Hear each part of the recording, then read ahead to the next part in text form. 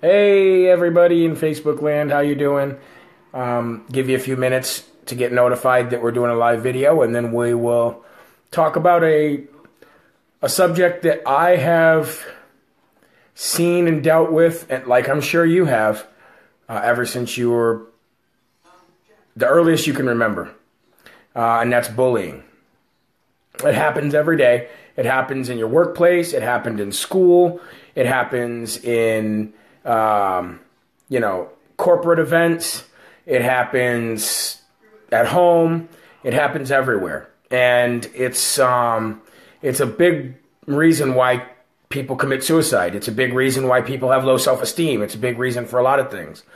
So I see a lot of you are jumping on, and happy Sunday to you guys too. I'm having a beautiful day, even though it's raining and gray skies. We're alive, right?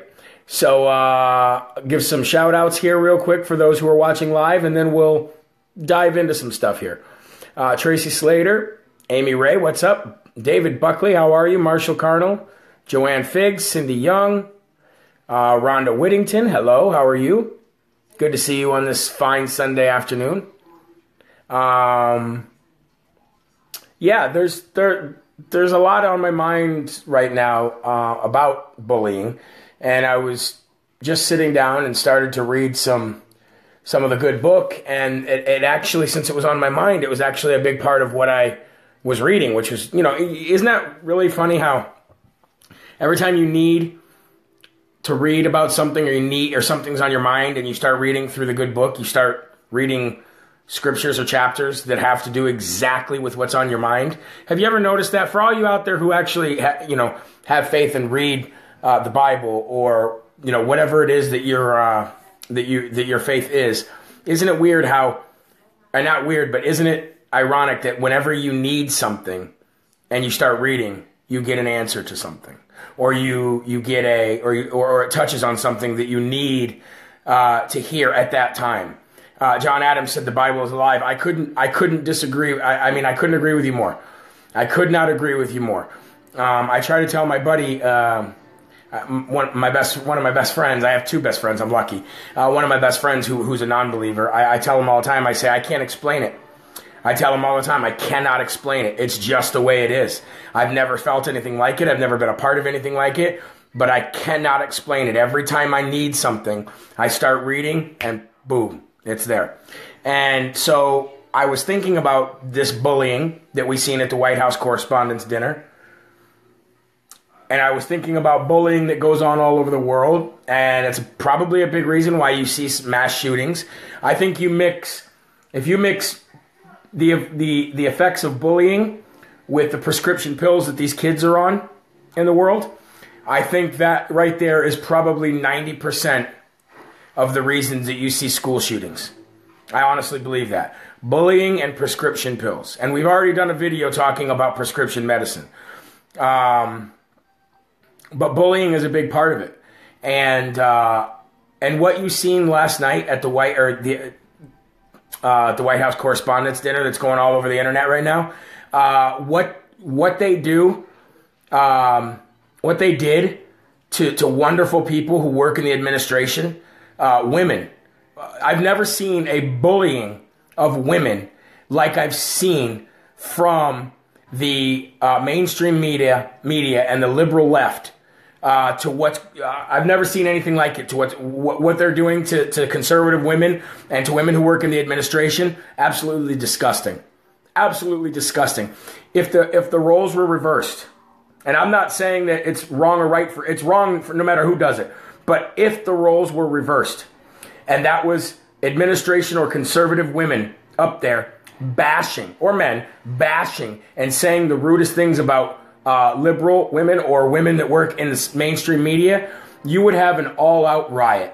You'd have people in the streets wearing pink hats. You'd have people screaming about women's rights and equality and all this, and you'd have them basically defiling the name of every woman who did it. But yet it's okay for the other foot. It's okay for the left, the liberal left or the mainstream media to say things about Kellyanne Conway, to say things about Sarah Huckabee, to say these vile, disgusting things about people, all for a laugh, all for a headline, all for a news story, all for CNN to put them on the hour every hour. That's what they do it for. They do it for the same reason that you see people online and on social media come on and bully people. They do it for the likes. They do it for the follows. They do it for the attention. They do it for their reputation. They do it for whatever the reason they do it for, but I'm going to tell you what. Karma is a bitch. Karma is a bitch. And I am so very glad that our president, who's accomplishing so many great things, including denuclearization of North Korea and a relationship between North and South Korea, I am so happy that he decided not to go to that thing last night. And I feel so much pain and so much sadness and so much sorrow for Sarah Huckabee, for Kellyanne Conway, for any other woman who works in the administration or considers himself conservative. Karma's a bitch. Karma's a bigger bitch than you people were last night for what you did. I can tell you that. And you want to make people cry? You want to make people sad because of who they are or what they look like? That's bullying. That is called bullying. That is called demonic. Exactly, Denise. They are demonic individuals. They are disgusting. That is bullying at the highest form. And we teach our children not to bully, don't we? We're talking about setting examples, right? And you see all these Hollywood douchebags always out there going, our president is not setting a very good example by putting down people of other ethnicity, even though he doesn't. He puts down people who are disgusting and people who break laws. If they just happen to be non-white or non-American, oh well, that's where the cards fly. That's where the cards lie. You know what I mean? But these people constantly talk about what kind of example is he setting for our youth? What kind of example are you setting for our youth, you disgusting human beings? And every part of me, after just reading the Bible and going to church, says, forgive them, they know not what they do. But they know exactly what they do. That's the part that really bothers me. Like I'm trying in my life to forgive people who do these nasty, disgusting things. I really do. I try hard. But how do you forgive somebody who knows what they do? See, when the Romans killed Jesus, they knew not what they did because they knew not what he was. But these people know exactly what they're doing. And if you know exactly what you're doing and you continue to do it, then why should you deserve anybody's forgiveness? I don't understand. That's the part I'm wrestling with. Now, I will say that I have been on both sides of the aisle when I was a kid. I bullied and I was bullied. But when I think back on it, I only bullied, the amount of times that I bullied were very, very minimal to the times that I saved somebody from being bullied or was bullied, myself. And it was literally just for the same reason that these disgusting adults did it last night at the White House Correspondents' Dinner, for attention, to fit in, to be part of something. Instead of being part of America, instead of being part of humanity, instead of being part of healing, instead of being part of coming together and bridging the gap of division, instead of being a part of just being a decent human being, they wanted to be part of what I wanted to be part of when I did any bullying when I was a kid. And they're adults. That bothers me. And they know what they're doing. That bothers me. That's why I said karma's a bitch. That is why I hashtag karma in this post. Because it will get them. And I don't wish them death. I don't wish them disease. I don't wish them famine. I don't wish them loss and sorrow. What I wish for them is that they are visited by the Holy Spirit, or they are visited by another human being who has the Holy Spirit, or they are visited by somebody who has a little bit more compassion than I do for that kind of stuff. They are disgusting people to do that. To make Sarah Huckabee cry last night. I mean, a joke is a joke. A joke is a joke. But these White House Correspondents' Dinners have gone downhill ever since Barack Obama did what he did to Donald Trump in 2011 or 2012? When Barack Obama did that to Donald Trump in 2012 at that White House Correspondents' Dinner, what that did Just like Obama did for a lot of the other disgusting, crazy things that are happening in this country. He opened the door and let people know that it was okay to bully and do that to people. Now, a roast is a roast. That was not a roast last night. Sarah Huckabee and Kellyanne Conway are not up on stage participating in a roast.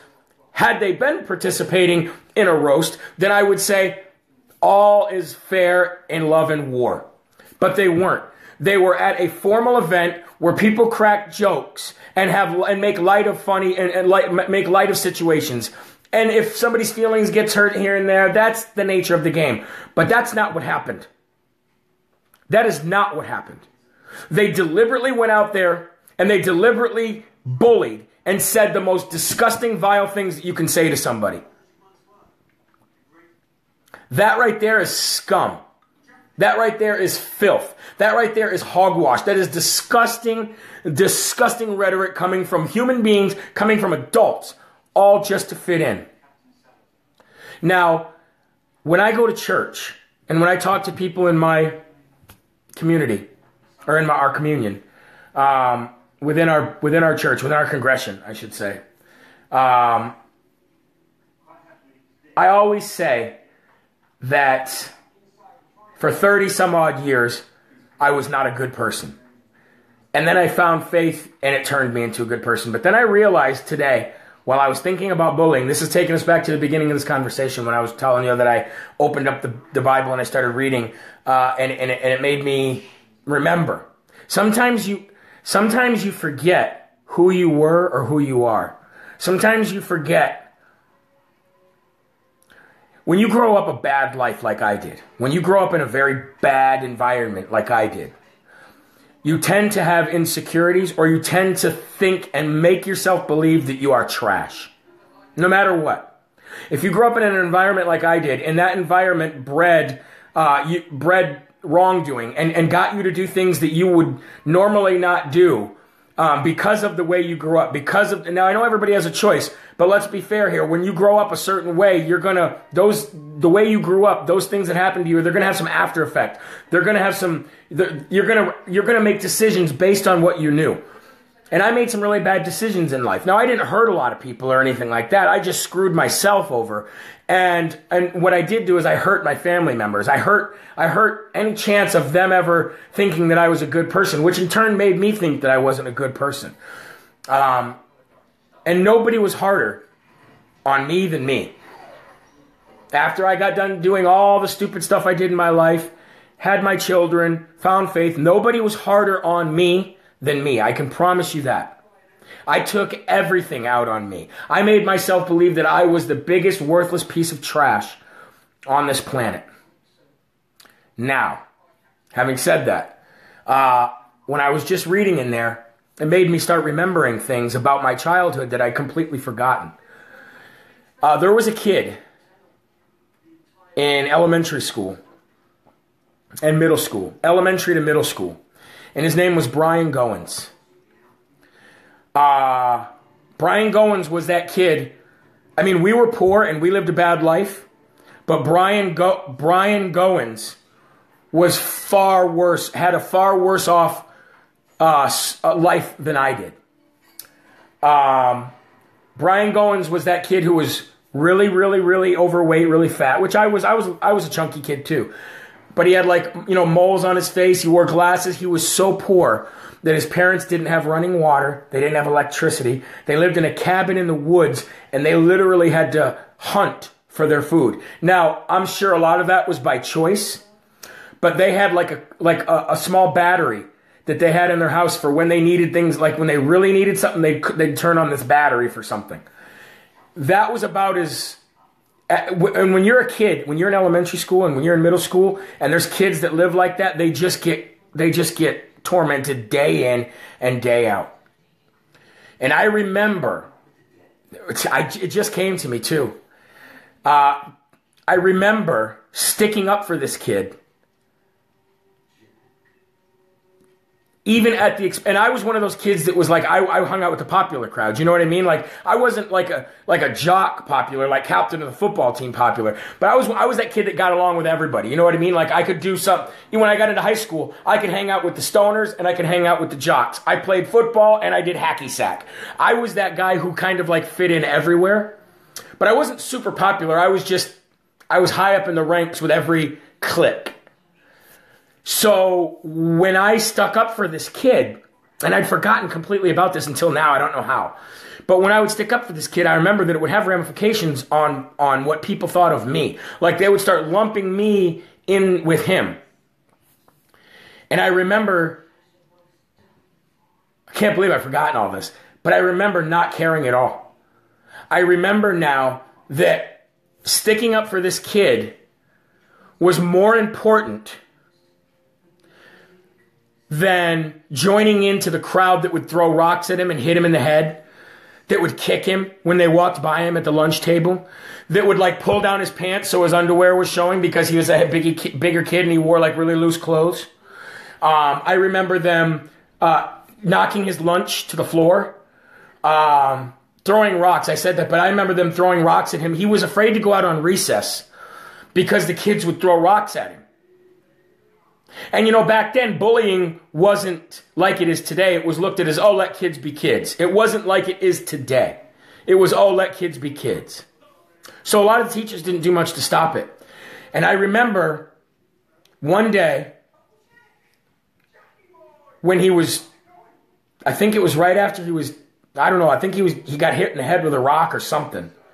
I remember kind of befriending him. His name was Brian Goins. I'll never forget it. Now that I remember it, I'll never forget it again. I can't believe that I forgot any of this. But his name was Brian Goins, and I remember befriending him that day. And I remember the look in his eyes was like, "What are you doing? Don't you know that befriending me is going to?" The look in his eyes was that of like disbelief, like he didn't know whether to trust me or not. I remember this now like it was yesterday, and I can't believe I didn't remember. He didn't know if he could trust me. You could see it in his eyes. And I was literally there for comfort for him. And I remember in 4th grade, I was bullied. This must have been in about 6th or 7th grade this happened. Maybe 6th grade. I think it was 6th grade. But in 4th grade, I was bullied, and I remembered what it was like and how it felt, so I befriended him. And he invited me over to his house. So I went over I asked my mom if I could go over to this new friend's house, and she said that, she said I could go, but my mom had to drop me off because they didn't have a car. So they didn't have electricity, they didn't have running water, and they didn't have a car. Mm-hmm. So my mom had to drop me off. Well, we got directions. His parents had written down directions and gave it to me in school. And then I took those directions to my mom, and my mom took me and dropped me off. Now, we were pretty poor, too. Don't get me wrong. We were on food stamps. We picked up cans on the side of the road on weekends so we could have money for gas and potatoes and bread and milk and butter. Don't get me wrong. We were right there, too. But I somehow manipulated my way in school out of that persona into different crowds, which Brian Goins wasn't able to do. So I remember I got directions, and my mom took me to his house, and his house was literally out in the middle of nowhere. Like it was out in the middle of nowhere. And I remember when we got there, it was a small cabin. And he had a tarp, like on his roof as part of their roof. They had a tarp on the roof, and I remember going, whoa. Like, I couldn't believe that this was his house. You know what I mean? Like, we were poor, but at least we had a house. So we get there, and his parents come out, and his dad is like, I mean, I don't know if he was full, but remembering now, I think he was full Native American. I mean, moccasins, like, created their own clothes and shoes out of leather and stuff that they hunted. They had, like, fur and stuff like that. I mean, and his dad was like a true Native American. And so, which led me to believe that they chose this life. But unfortunately, the life that they chose had serious ramifications on their son in school because kids can be so cruel. So I remember being dropped off there. And when you're a kid, you're just like, oh, woods and stuff to do and play and stuff like that. So I really didn't think too much of it. I was just happy to be there with him, you know? Then as the night went on and I was playing with him and I noticed that we were eating, when we went to eat dinner, it was squirrel. And he would bring this stuff to school too, in which what kids would pick on him because he'd have squirrel or a rabbit or something like that. Well, we were eating squirrel. And that's when I realized that they really do hunt all the food that they had. They really grew all the food that they had. And I remember that night, and so they had an outhouse. That's where I had to go to the bathroom. And it was like a culture shock for me, because even though I was poor, that was like, whoa, you know? So at night times, instead of going out to the outhouse, they had an upstairs to this cabin, very small, and his room was on one side of the little hallway that went downstairs, and his parents slept in the other room right across the hall, which was literally about a 3-foot by 3-foot section, not a hallway. They had a 5-gallon bucket that they put in that hallway that they would go number 1 and 2, that they would poop and pee in. A 5-gallon bucket. And when I remembered this today, the first thing that I remembered was that god-awful smell. That god-awful smell of human excrement that would sit in that 5-gallon bucket all night long. And for them, it was the norm. But for me, it was like, what in the hell is going on here? I ended up, when I told my mom and everybody about this, and my best friend, even my best friend, who was also not very popular, who was also picked on a lot, and I didn't realize that either. But when I told them, they were even kind of judgmental about Brian Goins and his family.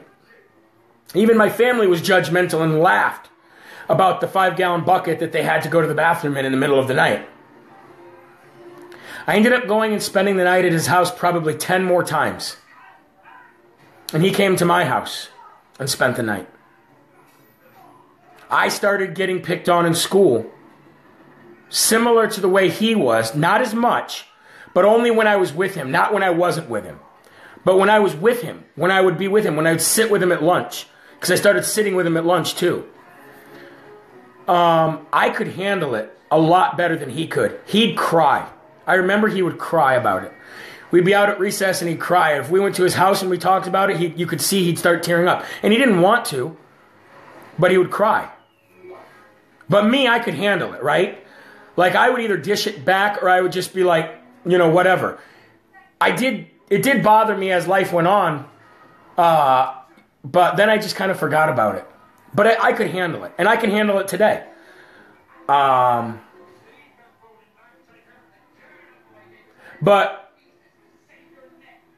I always was really hard on myself for who I was, what I looked like. I was a real chunky kid. But I remember today that God was with me even then. And the reason why I remembered this today was I was just reading a passage from, I'm reading Mark right now. I just got done Matthew and I'm reading Mark for the first time. And Jesus would eat, and I'm sure most of you know this, but Jesus would eat with sinners. He would eat with what the local religious leaders would call scum. He would eat dinner with them. Hey, Chris. Chris, I bet you can remember when I first moved to Illinois and I was a real chunky kid. Remember I was picked on quite a bit? Remember Justin Olson knocked into me and called me cheeseburger boy that first day when I was at school and I got into a lot of fights and stuff? That's when I started bullying other people, was around that time.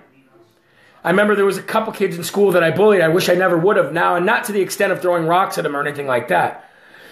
But anyway, I'm reading this passage where the religious leaders were mad and were calling Jesus names and were spreading this bad word about him because he was eating with people who the religious leaders and who society called scum.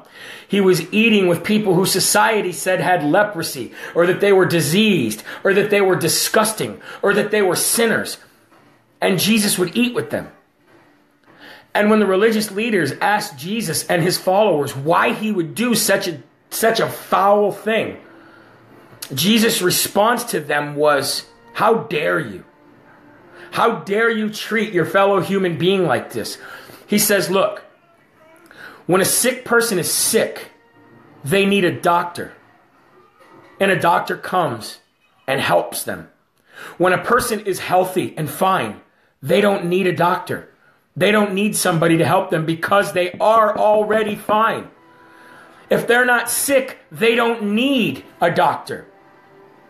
And the religious leaders didn't understand what he meant. How could you not understand what he meant? I read that and memories started coming back to me like they were flashing in front of my eyes, like I was watching TV. I read that one little part where Jesus was like, how dare you? And he said, sick people need doctors, but when somebody's well, they don't. Meaning that these people needed Jesus. These people needed somebody like Jesus to be there for them. These people needed somebody who could take the bullying, who could take the blunt of the accusations, who could take people calling them names and lumping him together with the sinners, lumping him together with the scum or the lepers or whatever. Jesus could take it, and they needed that. Jesus could take anything that these religious leaders and these bullies had to throw at him. And what he would do is he would turn it into something else and throw it right back in their faces. And they didn't know what to think. So I told my children today, if you see this stuff happen in school, and there's so many of my children, I have a gaggle of children, so there's no way that one of my children can have this happen without my other children right there backing them up. But beyond that, beyond blood, beyond family, if you see somebody doing this to somebody in school, you stand up for them. You don't allow it. And you don't not allow it through physical violence. You stand with that person as if they are your blood. And you say to them, I got your back. And you sit with them at the lunch table. You play with them at recess. You walk home with them so that they know that they're not alone. I told my children before, two of my children just went to their moms. My other son is here, and my wife and my daughter Lillian is at a baby shower right now. But the ones that were here, I told them that. Because when I read that sentence, I could not believe how much memory that brought back. Things that I'd completely forgotten. What are you doing? Why don't you just leave it on? Okay? It's amazing how when you forget something, your whole life, because you put that part of your life out of your mind because it was such a bad time in your life, and you make yourself feel like you were a bad person. I made myself feel like I really thought all the way up until last year when I found faith and got married, I thought that I was a bad person. I really did. I'm not going to lie. I thought that I had a lot of repentance. I thought that I had a lot of making up to do. But when I read that today, it made me realize I was wrong. I'm not patting myself on the back here. I'm just acknowledging something that just happened to me 10 minutes before I got on this live. And that was, I realized at that second that I read that sentence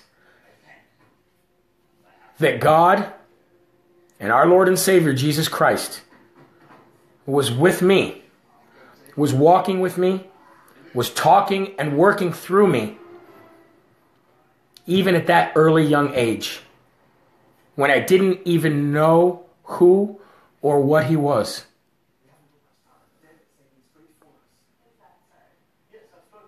Amazing. It's an amazing feeling. Almost brings tears to my eyes. It's an amazing feeling when you know that somebody didn't abandon you, that somebody was there for you. Now, Brian Goins got to feel that he wasn't abandoned because I was there to help him through that tough year or 2 years of school.